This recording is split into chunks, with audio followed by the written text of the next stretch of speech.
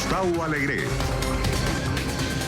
Bernie Sanders y su discurso contra los 1.000 millonarios arrasan en las primarias demócratas. ¿Conseguirá finalmente la nominación del partido? En Chile, la expectativa de la reactivación de las protestas coincide con el rechazo de una nueva constitución por parte de varios sectores sociales. Piñera asegura estar listo para enfrentar lo que viene. Y alarma por expansión del brote de coronavirus en Italia, Irán y Corea del Sur. Mientras los países intentan detener la emergencia sanitaria, las bolsas se desploman. Comienza Club de Prensa con Gustavo Alegret. Bienvenidos a Club de Prensa, el espacio de análisis de NTN24 con los mejores corresponsales y analistas en la capital estadounidense. Puede usted escuchar este programa a su conveniencia. Suscríbase a nuestro podcast. Búsquenos en Apple y Spotify. Y también háganos llegar sus comentarios en la cuenta de Twitter Club Prensa NTN24. Hoy el tiempo de análisis lo vamos a compartir con quienes ya nos acompañan en este estudio, con Rafael Bernal. Rafael es periodista mexicano, trabaja en el portal de información especializada, Información Política de Hill. Rafa, ¿cómo estás? Muy buenos días. Muy bien, buenos días. Gracias por estar con nosotros. Y con Pablo Pardo. Pablo es periodista español, trabaja para el periódico El Mundo de Madrid, aquí en la capital estadounidense. Pablo, bienvenido. Muy buenos días, muchas gracias. Gracias por acompañarnos. El día en el que nos fijamos en los resultados de esos caucus de Nevada, unos caucus que dan la victoria a Bernie Sanders. Y con esa victoria aumenta no solo el número de delegados, sino la preocupación dentro del Partido Demócrata por el liderazgo de quien se considera un demócrata socialista, algo que da pánico y da miedo porque dicen no es la oferta que puede ofrecer el partido para ganar a Donald Trump. Pero, Rafa, si vemos la euforia de los seguidores, parecería todo lo contrario. No, claro, y Sanders está construyendo una campaña con un mensaje, que es algo que generalmente a los demócratas les falta. No sabemos bien a bien cuál era la propuesta de Hillary Clinton hace 4 años. Pues, digo, se queda en blanco la respuesta, ¿no? Sanders está haciendo algo que hizo Trump hace 4 años. Y eso realmente, aunque a muchos demócratas, lo que le llaman el establishment demócrata, que esa palabra es un poco injusta porque no existe... No hay un cónclave de demócratas que se esconden en cuartos oscuros y deciden el futuro del país. No existe tal cosa. Pero sí hay intereses que los llevan a comportarse de cierta manera, que son contrarios a Sanders. Ahí te preguntaría, dentro del Comité Nacional Demócrata, ¿está representada el ala más a la izquierda?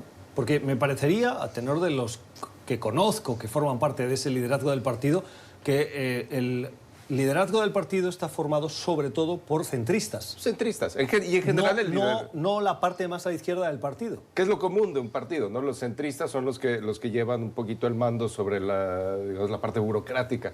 Y hay que recordar que cuando se eligió este liderazgo de partido, incluyó como vicedirigente al excongresista Keith Ellison, que es un aliado de Sanders, que ahora se fue a hacer campaña en Minnesota para otros puestos de elección popular. Ya no es parte del liderazgo, pero hace 4 años cuando se eligió el liderazgo, se tomó en cuenta que la elección de 2016, las primarias de 2016, no habían sido justas con Sanders y eso había causado una división del partido que finalmente perdió la elección contra Trump. Sí, yo creo que, vamos a ver, yo creo que una de las... O sea, Sanders recuerda a Trump en ciertas cosas. O sea, por un lado, Sanders siempre acaba sus discursos con una diatriba de 5 minutos contra el establishment republicano y contra el establishment demócrata. Y del mismo modo que, por ejemplo, con Trump existía el temor entre los republicanos de que si no ganaba la nominación se iba a organizar su propia candidatura independiente. Con Sanders no llega a esos extremos, pero sí que con Sanders es claro que él probablemente no apoyaría a otro candidato. Entonces, en este sentido, yo creo que Sanders es lógico que no gusta al establishment, se quiere llamar demócrata. Por otra parte, Sanders tampoco ha sido demócrata. Sanders solamente se hace demócrata cuando hay elecciones, para poder tener acceso a los debates. Entonces, eso yo creo que también juega en su contra. No solamente entre el establishment demócrata, sino entre los muchos votantes demócratas. Yo cuando estaba en Iowa y en New Hampshire cubriendo las primarias y los caucuses, sí que había gente que decía, bueno, es que este señor solamente se hace demócrata cuando vienen las elecciones, o sea, una reacción un poco, digamos, visceral, ¿no? Y también creo que Sanders, su campaña es muy de eslóganes, muy de Trump, como tú decías. Es decir, Medicare for all, cobertura sanitaria para todos. ¿En qué consiste eso? ¿Cómo se va a hacer? A mí no me pregunten, ¿no? La campaña de Hillary era exactamente lo contrario, daban infinitos detalles y yo creo que en una sociedad en la que vivimos en Twitter y en esto, el detalle, como tú comentabas, se difuminaba y la gente no sabía lo que Hillary proponía y lo que Hillary dejaba de proponer, ¿no? Entonces yo lo que pienso es que Sanders, no lo sé, es decir, creo que gran parte de la etiqueta socialista de Sanders, o sea, Sanders es un socialista, digamos que su modelo económico es Dinamarca, que es un país donde la esperanza de vida es mucho mayor que en Estados Unidos. O sea que los estadounidenses deberían estar tranquilos en este sentido. Es decir, Sanders no va a nacionalizar Citigroup. Eso sería un socialista. O no va a nacionalizar Exxon. Sin embargo, yo creo que Sanders, su mensaje y su actitud sí que puede, más por una cuestión de marketing electoral, sí que puede dañar a los demócratas en los suburbios, en un grupo de población que va para un lado o para otro. Sí, es una estrategia completamente diferente. Generalmente la estrategia de los demócratas es ir tras la base demócrata, que son los trabajadores sindicalizados y los afroamericanos. Generalmente han ignorado a los hispanos. Obviamente ya no pueden ignorar a los hispanos porque ya es el segundo grupo más grande en términos étnicos, digamos, de votantes en el país. Ya superó a los afroamericanos y además los hispanos están ubicados en estados que son más importantes o que más fáciles para acceder para los demócratas. Por ejemplo, Arizona, al contrario de una masa muy grande de votantes afroamericanos, por ejemplo, en estados como Mississippi y Alabama, que finalmente no va a haber mucho cambio. Además, sobre el tema de los hispanos has escrito este fin de semana en The Hill, de cómo los hispanos han abrazado la causa de Bernie Sanders. Y ese es exacto. Aparte de que la han abrazado, Sanders lo que ha hecho es tratar a los hispanos como cualquier otro votante. Entonces, lo que están tratando de hacer es correcto, Pablo, que no puede ganar Sanders con la estrategia demócrata que se viene llevando a cabo desde principios de los 80s, diría yo, finales de los 70s. No puede ganar a la gente que le tiene miedo al socialismo, esos centristas, pues finalmente los va a asustar. Pero lo que hizo Trump muy bien y lo que han hecho las campañas que han cambiado el mapa de ruta de las elecciones históricamente, es encontrar nuevos focos de votantes que no han participado en elecciones. Y en este caso, el enfoque de Sanders es los hispanos. Ahora, yo le veo a futuro un problema grave que seguramente competir en California y en Texas y en Arizona y en Colorado no va a ser muy complicado para Sanders, más o menos la misma hoja de ruta que Nevada. Competir en Florida, donde la palabra socialismo para muchos de los hispanos que viven ahí es, digamos, un insulto personal, es algo que realmente toman a mal, le va a costar mucho más trabajo competir en Florida. Interesante el artículo que publicabas al respecto del voto de los hispanos en el caso de Nevada, porque precisamente en Nevada se produjo uno de los, en inglés se dice endorsement, el apoyo público a un candidato de uno de los grupos que más relevancia tienen el apoyo a los hispanos en Estados Unidos. El apoyo fue para Joe Biden, la organización es Latino Victory Fund, y lo que vemos es que mientras las organizaciones como esta apoyan a un candidato, los latinos del día a día de base apoyan a Bernie Sanders. Dos cosas, y tienes toda la razón. La dinámica en el apoyo de Latino Victory para Joe Biden contrató al ex jefe de Latino Victory, Cristóbal Alex, que es un operador de los más reconocidos en la política hispana de Estados Unidos. Si no hubiera ganado ese endorsement, hubiera sido un golpe directo para Cristóbal directamente y en contra de la campaña de Joe Biden. Realmente esa contratación, en parte, viene con la casi certeza de que va a venir el endorsement. Por otro lado, Sanders está yendo por la gente, por ejemplo, su lucha contra el sindicato de trabajadores de restauranteros y de casinos en Las Vegas. A Sanders no le importó pelearse con el liderazgo del sindicato y se peleó abiertamente con el liderazgo del sindicato, que se considera que son parte del, digamos, establishment demócrata. Sanders fue tras los rangos del sindicato, fue y habló con ellos y su gente fue y tocó puertas y consiguió muchísimos de sus votos. Sí, yo creo que, vamos a ver, Sanders ha sido muy, muy interesante porque efectivamente los Culinary Union, como se llame, vamos, cómo se traduzca. ¿Culinario? El sindicato culinario, unión culinaria, bueno, sí, vamos, de la industria de restaurantes, etcétera, también tenía miedo al plan de salud de Sanders porque podía acabar o puede poner serias dificultades a la viabilidad de su propio plan de salud. Y yo estoy de acuerdo contigo en que Sanders, digamos, representa la nueva o la política que se hace mucho en el siglo XXI, es decir, buscar electorados nuevos y buscar como una masa de votantes no necesariamente muy grande, pero sí muy compacta y muy unificada que siga a un programa político, que siga a un líder. Es decir, ese es el caso de Donald Trump. Donald Trump ganó las primarias con el 45% del voto. Incluso ganó con el 45% del voto a pesar de que en las últimas 7, 8 primarias ya no había nadie que se lo pusiera. Es decir, a estas alturas de la campaña, Trump estaba ganando las primarias con muchos menos porcentaje que el de Sanders, ¿no? En Gran Bretaña tenemos Boris Johnson. Boris Johnson ha tenido una victoria arrolladora, pero no ha tenido en porcentaje de votos no ha sido muy grande. Incluso primero fue elegido pues, por su propio partido, que fueron, no sé, 40.000, 50.000, 60.000 personas. Es decir, parece que en el siglo XXI se trata sobre todo de buscar grupos de votantes muy compactos y con ideologías muy o sea, que no encajan con la tradicional diferencia izquierda-derecha, etcétera, ¿no? Entonces, aunque Sanders es muy, muy ideológico, pero bueno, en muchas cosas, por ejemplo, en cuestiones sociales, por ejemplo, es muy de izquierdas, y los latinos no son tan de izquierdas en cuestiones sociales, en cuestiones aborto, etcétera, o los afroamericanos, y sin embargo están votando por Sanders. Mira qué curioso, esto me lleva a la reflexión que escuchaba este fin de semana en uno de los canales de televisión estadounidense, en el que ponían negro sobre blanco una realidad que a lo mejor ya la tenemos tan interiorizada que no la vemos. Como cuando uno tiene el árbol delante y no ve el bosque, ¿no? Y es el hecho de que el presidente de Estados Unidos es un presidente por el Partido Republicano, pero que fue demócrata antes.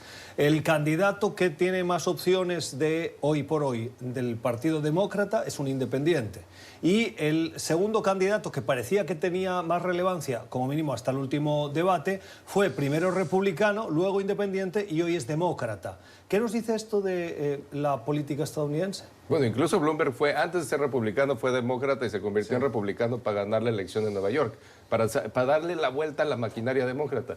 Nos dice que para mí, y sobre todo en Estados Unidos, eso de la política en el siglo XXI es correcto y es probablemente que ver con la manera que nos comunicamos, que es diferente a como nos comunicábamos en el siglo XX. Los mensajes simplemente se transmiten y llegan y se oyen de maneras diferentes.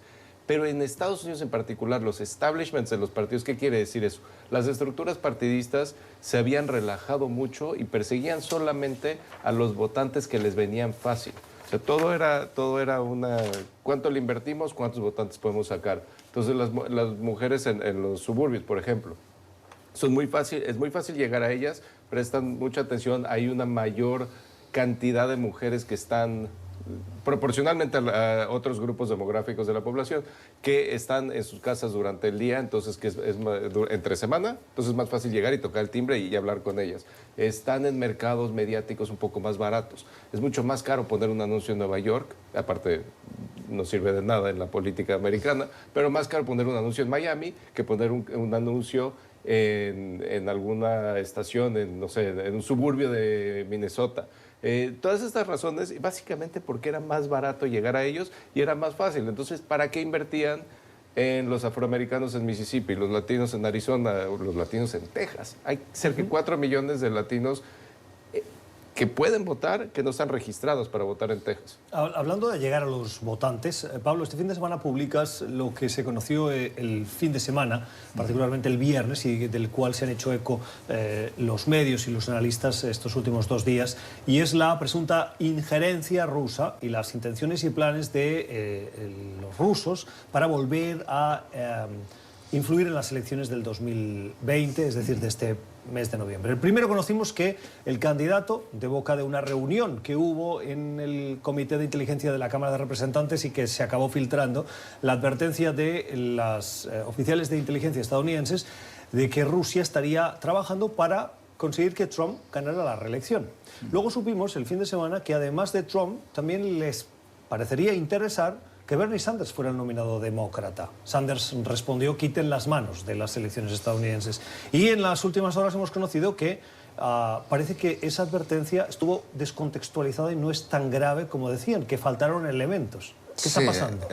La verdad que es muy confuso. Lo que verdaderamente a mí me sorprende, es decir, en Estados Unidos se nos llegan a decir hace 4 o 8 años que se iba a estar hablando tranquilamente y sin ningún tipo de sorpresa de que Rusia está interviniendo en las elecciones.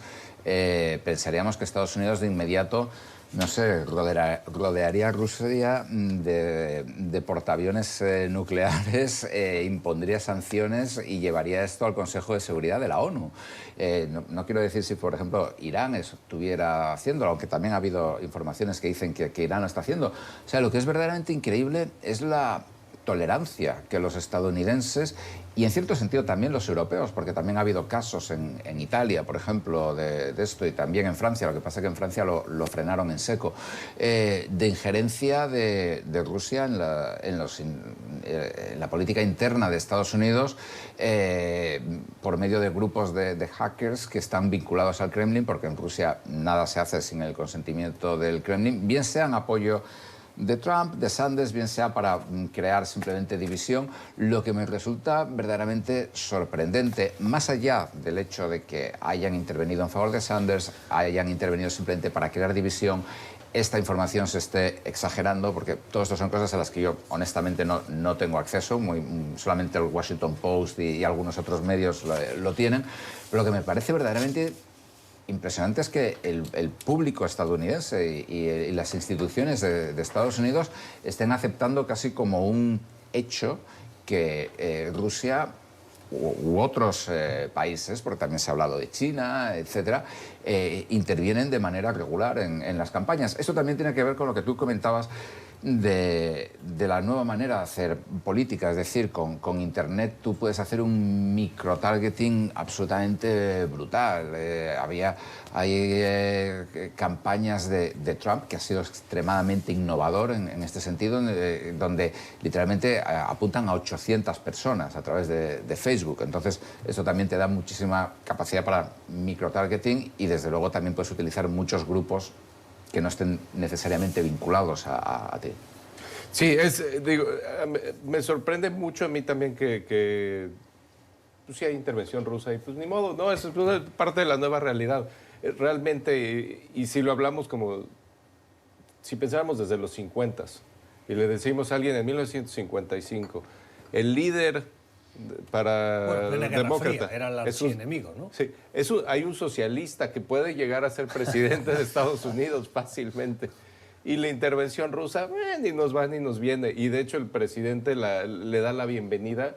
Y el otro, y ambos candidatos son los que intervienen, los rusos. Pues digo, también tiene mucho que ver con que la gente que apoya a Trump, suponiendo que se crea que hubo intervención rusa en el 2016, hubo intervención rusa a favor de algo que ellos apoyan.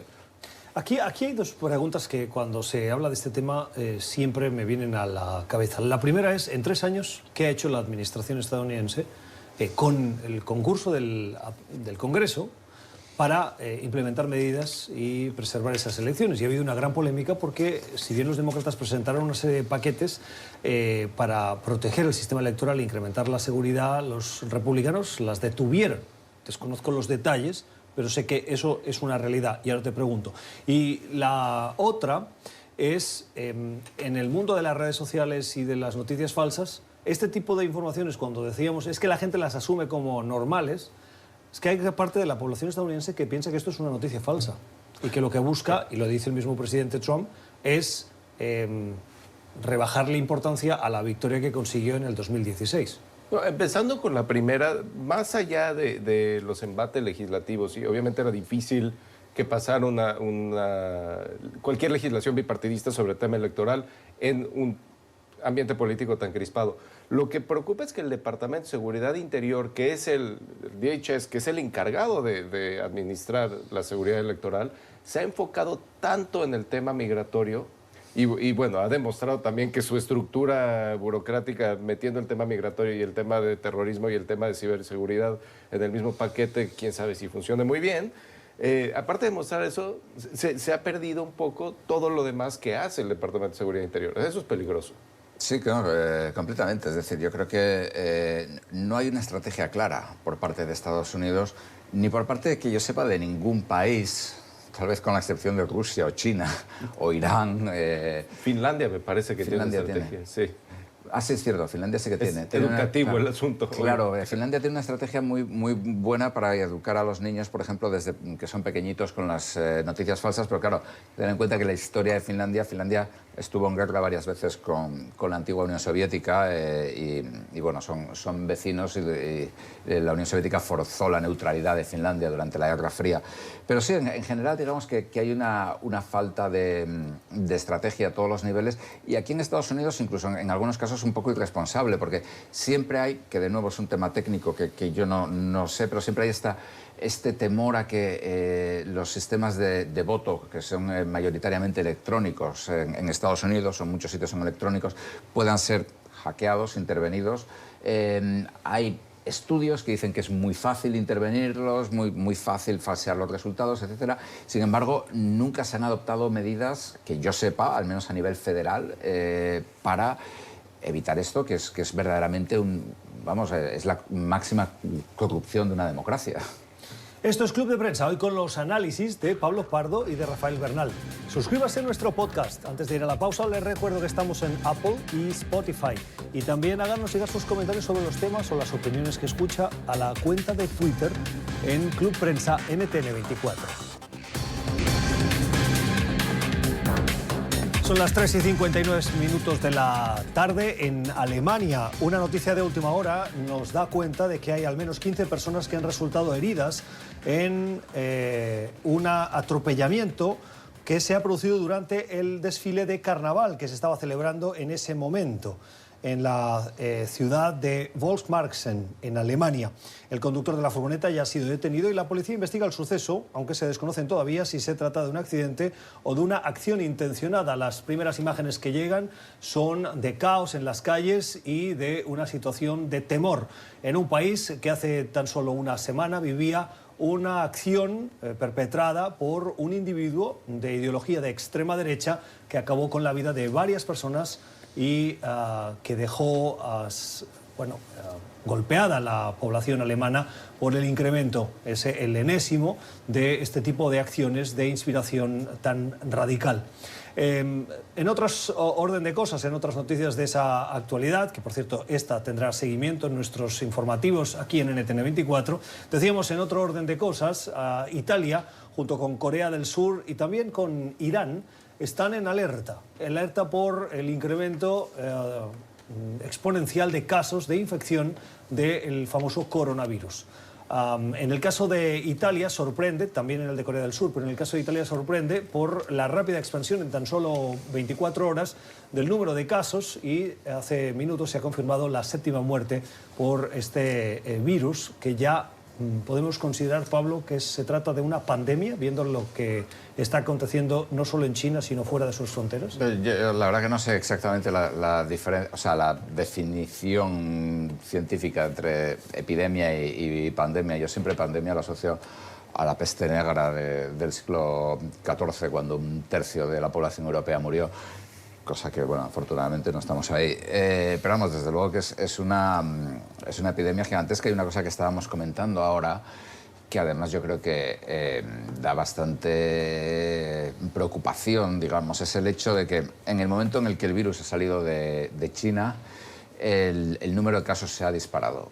En China había habido muchos rumores acerca de si las autoridades chinas estaban ocultando bien el número de fallecidos, bien el número de personas infectadas, el número de enfermos. Había información muy fragmentaria, a pesar de que han puesto literalmente en cuarentena a 56 millones de personas. 56 millones de personas es más que la población de Argentina, por ejemplo, yo creo. O sea, estamos hablando de cifras absolutamente brutales. O sea, más que la población del país. Es como Francia, vamos. Entonces, digamos que sí que es llamativo que en cuanto ha salido y en cuanto ha llegado a países donde hay libertad de expresión, el virus se extiende mucho más deprisa, hay muchos más infectados y un porcentaje de ellos muere. Sí, eso es muy importante. El punto que no sabe, yo tampoco sé la definición exacta de pandemia porque no soy médico. Y es importante no tomar estas noticias de que se expande más rápido en lugares donde hay libertad de expresión como un pensamiento de que se está agravando la situación. En general, yo lo que he oído de médicos hablando públicamente sobre el caso es que el virus es lo que es probable que se transmita alrededor del mundo porque así hacen los virus y bacterias que se contagian entre humanos, sobre todo cuando se contagian por estornudos y tos y por aire. Y lo que hay que verificar es si la tasa de mortandad es una tasa de mortandad de la cual hay que preocuparse. Yo me recuerdo mucho la fiebre porcina en México hace más de 10 años ya. Todos teníamos miedo, yo tuve la suerte de conocer a un director del CDC, del Centro de Enfermedades, de Prevención Médica de aquí de Estados Unidos, que estaba visitando. Le pregunto, bueno, doctor, ¿es que eso se va a convertir en una epidemia? Me dice, no, bueno, eso ya es. A todo México le va a dar este virus. Lo que tenemos que ver es qué tan peligroso es. Entonces es importante que no panicarse por decir que oímos noticias más de una transmisión mucho más rápida fuera de China o de mayor mortandad o menor mortandad fuera de China, porque las noticias que teníamos de China no son buenas, digamos, no son Pero fiables. la preocupación crece, esa preocupación crece por las dudas que también ahora mismo se cierren sobre las actuaciones que tuvo el gobierno chino en los primeros días de la aparición de este coronavirus, que podrían haber sido cruciales para su detección y para su prevención. Y que parece ser que hay muchos cuestionamientos sobre el comportamiento de esas autoridades que optaron más por el silencio o la opacidad para preservar la imagen del país que no tanto por hacer una labor de contención adecuada. Bueno, una de las cosas llamativas, por ejemplo, es como Xi Jinping desapareció, el presidente chino desapareció de la vista pública durante semanas después de que el virus apareciera. Y desde luego que sí, efectivamente puede haber un periodo de 1 o 2 meses antes de que empezara a comunicarse oficialmente la existencia de la pandemia, porque he recurrido a las fuentes autorizadas, le hace Google, y es una pandemia, pero también era al parecer una pandemia la gripe porcina, la fiebre porcina. Es decir, cualquier enfermedad que se extienda por varios continentes es una pandemia. Pero sí, desde luego, no sabemos a ciencia cierta cuándo empezó, cómo empezó, y sí que ha habido, por ejemplo, informaciones que también, yo no soy un experto, pero que decían que si en China las fotografías de satélite mostraban, por ejemplo, que estaban incinerando muchísimos cuerpos, muchos más de los que se decía, etcétera. Si como tú comentabas, si el número de personas enfermas es muchísimo mayor del que se nos dice, y todo esto las autoridades chinas pues han reaccionado cerrándolo, ¿no? Y no dando información. Es una actitud muy del régimen autoritario, como es China. De hecho, en los años 60 hubo una epidemia en China que murieron como 3 millones de personas, pero era en mitad de la revolución cultural de Mao Zedong, y nadie, absolutamente nadie dijo nada y el mundo no se enteró prácticamente. Y tal vez la globalización, el movimiento de mercancías, pero sobre todo de personas, claro, no estaba tan extendido como lo puede estar hoy. Evidentemente, y desde luego no en China, que en aquella época estaba completamente aislada del resto del mundo y era un país extremadamente pobre. Bueno, sin que esté confirmado hasta la fecha, pero hay comentarios en los medios de comunicación y en redes sociales particularmente, en el que se informa, eso sí está confirmado, que el primer ministro eslovaco ha sido internado por fiebres altas y problemas respiratorios, una afección respiratoria. El primer ministro eslovaco participó recientemente en la cumbre europea. Estos son 2 hechos que sí están confirmados. Lo que no está confirmado es que el motivo por el cual está internado sea por el coronavirus, pero si se acabase confirmando que eso es un coronavirus, obligaría al resto de países de la Unión Europea a estar en cuarentena y a tener sus gobiernos en cuarentena. A todos los que asistieron a esta reunión, ¿no? Finalmente. Y digo, en cierto sentido da más atención a cómo se debe de administrar el problema. ya estando en Europa, esperemos tener un poco más de confianza de la información de cómo se lleva a cabo la enfermedad, cuáles son los vectores para transmitirla, y qué se puede hacer en su contra, porque finalmente cerrar fronteras, va a haber mucho ímpetu por cerrar fronteras, eso, sí. Porque siempre existe el ímpetu y lo único que necesitas es una excusa, pero hay que ver si realmente, o sea, el virus no le va a importar la frontera. Lo que hay que ver es cómo se combate la enfermedad o cómo se combate la transmisión de la enfermedad, pero seguramente, como los chinos ya demostraron, los gobiernos van a tratar de sacar raja política de una crisis de salud global. Sí, totalmente, estoy completamente de acuerdo. Es decir, no sabemos... tampoco sabemos las implicaciones que esto puede tener en términos de la economía mundial. Ya está teniendo, pero nadie sabe. Yo creo que el mes que viene o dentro de un mes y medio, cuando sea la Asamblea General del Fondo, la Asamblea de Primavera del Fondo Monetario, sí que se va a hablar mucho de eso, porque va a ser uno de los grandes temas. Eso si no se cancela. Eso si no se cancela, efectivamente, que puede existir. Y luego, esa era la segunda parte, es decir, en términos de cumbres, reuniones políticas, etcétera, esto puede también afectar a muchas cosas, desde la NATO, o sea, la Unión Europea, Naciones Unidas, etcétera. Sí que puede crear muchísima paranoia y muchísima disrupción. Si digamos, la cooperación internacional ya estaba bastante tocada, ahora mismo existen hasta motivos médicos para que los políticos no se reúnan y los presidentes no conversen entre ellos en persona.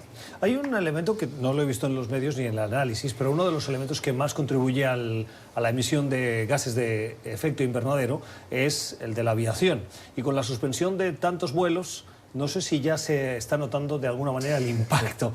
Podría ser la parte positiva de esta crisis, no deseada, pero que pudiera venir acompañada también de esa reducción del número de vuelos y, por lo tanto, una reducción de los gases. Hombre, de todas maneras se supone una reducción temporal, es decir, sí, porque se espera que esto no sea la peste negra, efectivamente, y que en algún momento, digamos, los vuelos se reanuden y continúen. De todas maneras, cuando uno ve la cantidad de fuentes de gases de efecto invernadero, o sea, por ejemplo, una de las mayores de las que nunca se habla es la agricultura.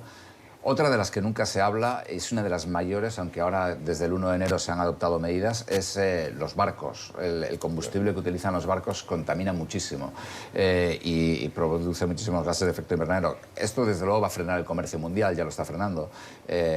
Las tiendas, una cosa muy curiosa, por ejemplo, las tiendas de lujo en Europa están sufriendo muchísimo con este virus, porque los turistas chinos, que les encanta comprar Louis Vuitton, cosas muy caras y con muchas marcas, han dejado de viajar y esto les está golpeando mucho.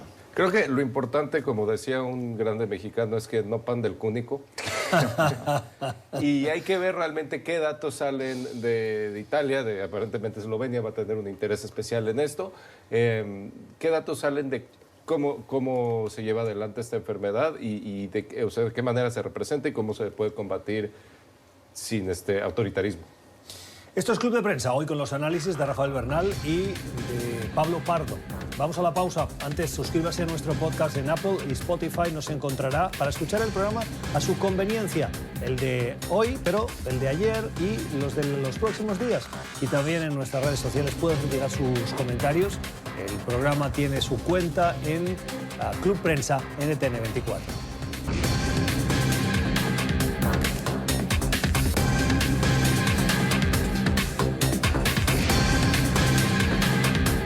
Son las 12:15 de la tarde en Santiago de Chile, el día en el que vemos imágenes de las protestas que se han producido en el país, protestas fundamentalmente en torno al conocido Festival de Viña del Mar. ¿Qué ha pasado? El país se encuentra en un proceso de reflexión y de introspección, en un proceso que le está llevando, según las últimas protestas que hubo en el país y la voluntad del gobierno en respuesta a esas protestas, a un plebiscito que se celebrará en abril para preguntarle a los chilenos si quieren una nueva constitución. Una nueva constitución que tiene que terminar con la que heredaron de la dictadura de Augusto Pinochet y dar respuesta a las demandas sociales de muchos de los chilenos. La respuesta es la nueva Constitución. Bueno, hay partidarios de esta nueva herramienta y hay quienes están en contra. Los que están en contra se manifestaron de una manera importante, unas 2.000 personas según las autoridades, en ese festival de Viña del Mar, en el que gritaban en contra de los partidarios de la nueva Constitución a los que acusaban de comunistas. El país, Rafa, sigue dividido en torno a esta cuestión. Y me sorprende a qué nivel está dividido. Bueno, de hecho, no me sorprende, pero me entristece, me recuerda a muchas otras situaciones en América Latina. Hay una cita en esta nota del AP sobre las protestas.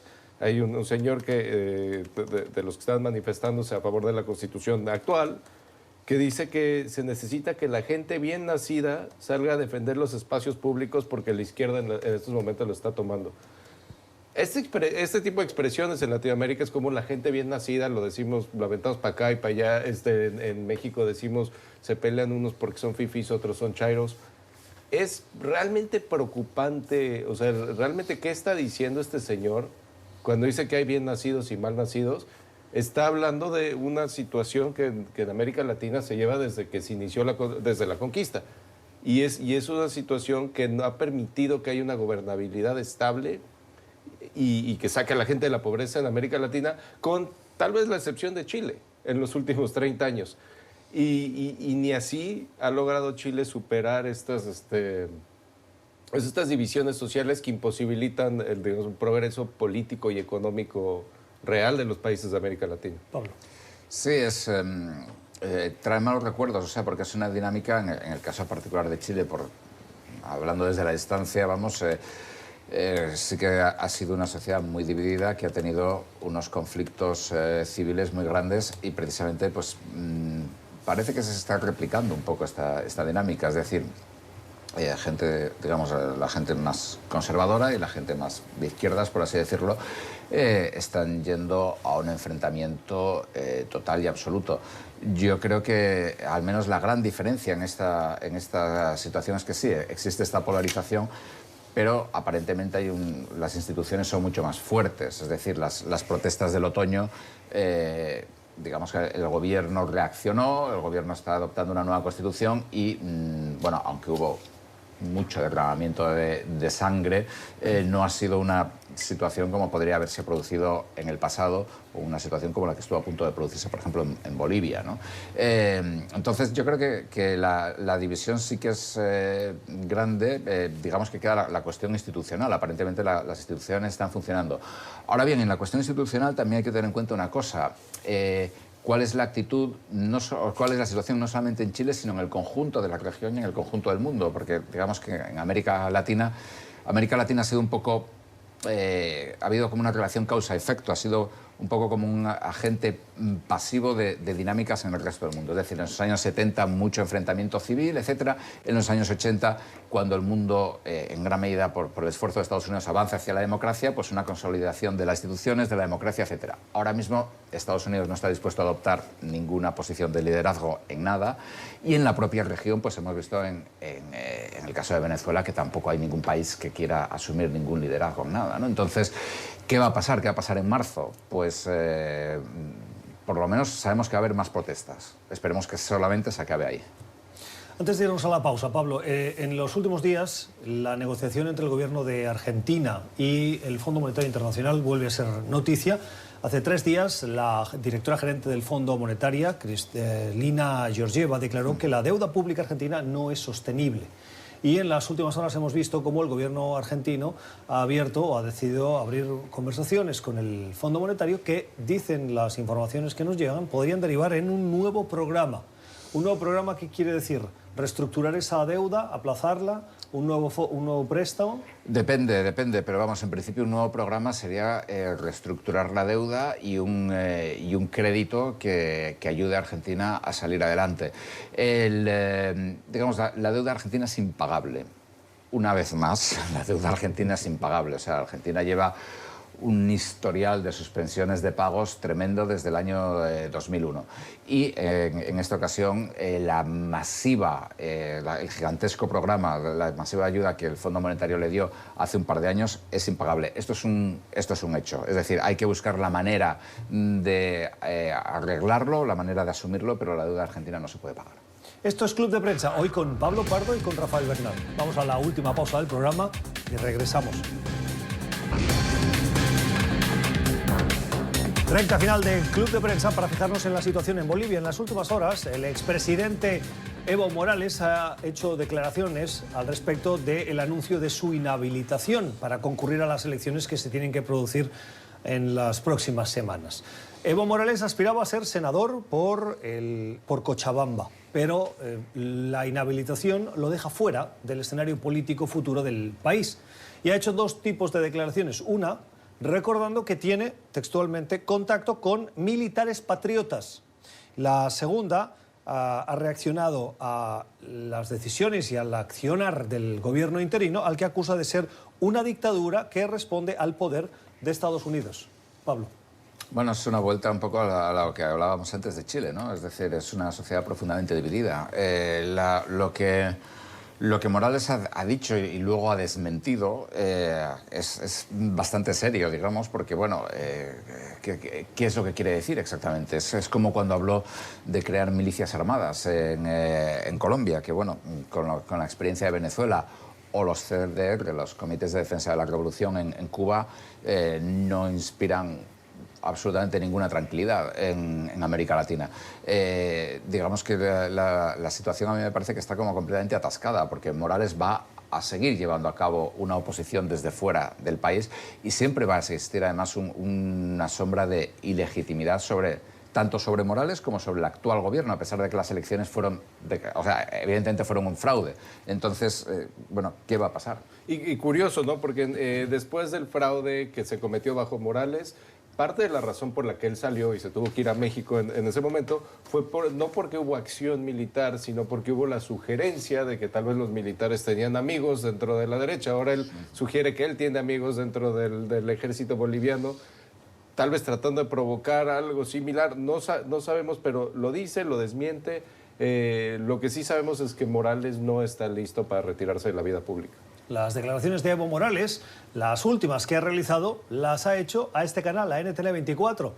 Una entrevista que se emitirá hoy en el programa Zoom a la Noticia abre la puerta a las explicaciones del expresidente de Bolivia. En conversación con Andrea Bernal, Evo Morales responde a estas y a otras cuestiones del futuro del país que ustedes podrán ver hoy en los informativos y programación de NTN 24. Hasta aquí nuestro club de prensa de hoy que hemos compartido con Rafael Bernal y con Pablo Pardo. Gracias por la generosidad de su tiempo. Les deseamos una feliz semana. Volvemos mañana.